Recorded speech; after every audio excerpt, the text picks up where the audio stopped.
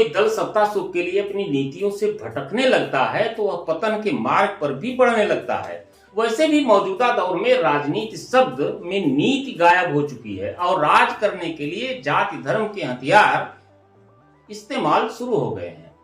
लोकतंत्र में यह कोई नया खेल नहीं है, बल्कि यह दौर कांग्रेस को हाशिए पर डालकर ही शुरू हुआ है। गौरतलब हो कि जब कांग्रेस का पतन होने लगा तो उसी पार्टी से राजनीति का ककहरा सीख रहे नेता आंख तरेने लगे और हालात ऐसे बने कि जाति आधारित दलों की शुरुआत हो गई। जब यह राजनीति सफल होने लगी तो किसी न किसी जाति के अगुआ बनकर कुछ नेता राजनीतिक लाभ भी उठाने लगे और सत्ता सुख भोगने के लिए छोटी छोटियां पार्टी बना दिए। इन पार्टियों का सिर्फ एक ही मकसद रहा, अपनी जात को इकट्ठा करो, अपनी ताकत दिखाओ और बड़ी पार्टियों से सौदा करके सत्ता सुख का लाभ उठाओ। लेकिन यह भी देखा गया कि इन जात आधारित पार्टियों की न तो कोई नीति है और न ही कोई नियम।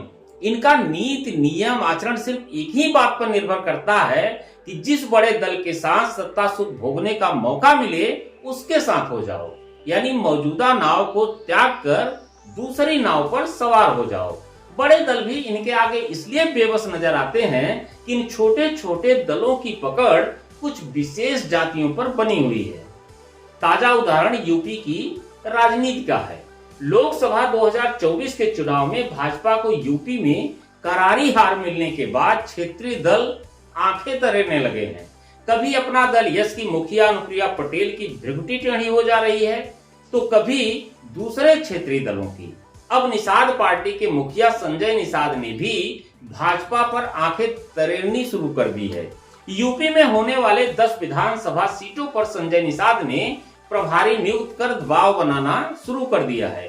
ज्ञानपुर से निषाद पार्टी के विधायक विपुल दुबे को भी कुंदरकी विधानसभा सीट का प्रभारी नियुक्त किया गया है। चर्चा है कि भाजपा सभी 10 सीटों पर अकेले चुनाव लड़ना चाहती है, लेकिन क्षेत्रीय दल भी अपनी दावेदारी लगातार ठोक रहे हैं।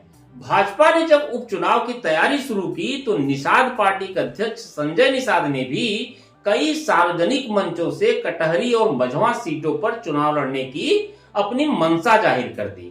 इससे यह स्पष्ट हो गया कि निषाद पार्टी भाजपा से अधिक सीटों की मांग कर रही है और वह गठबंधन में अपनी स्थिति को मजबूत करना चाहती है।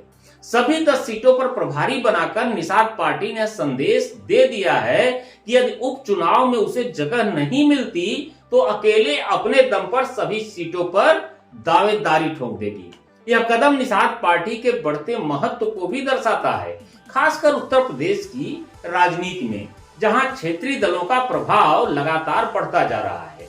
पार्टी द्वारा प्रभारियों की नियुक्ति को उसके समर्थकों के बीच विश्वास बढ़ाने और भाजपा पर अपनी ताकत का प्रदर्शन करने के रूप में भी देखा जा सकता है। अब यह देखना दिलचस्प होगा कि भाजपा और निषाद पार्टी के बीच सीट बंटवारे को लेकर क्या समझौता होता है। निषाद पार्टी इस चुनाव में भाजपा पर कितना दबाव बना पाती है, इस कदम को एक नजरिए से और भी देखा जा रहा है। पिछले काफी समय से सरकार और संगठन की बात करके उप मुख्यमंत्री केशव प्रसाद मौर्य ने यह संदेश देना शुरू कर दिया था कि पूरी भाजपा में कुछ न कुछ तो ऐसा चल रहा है जिसे सही नहीं कहा जा सकता।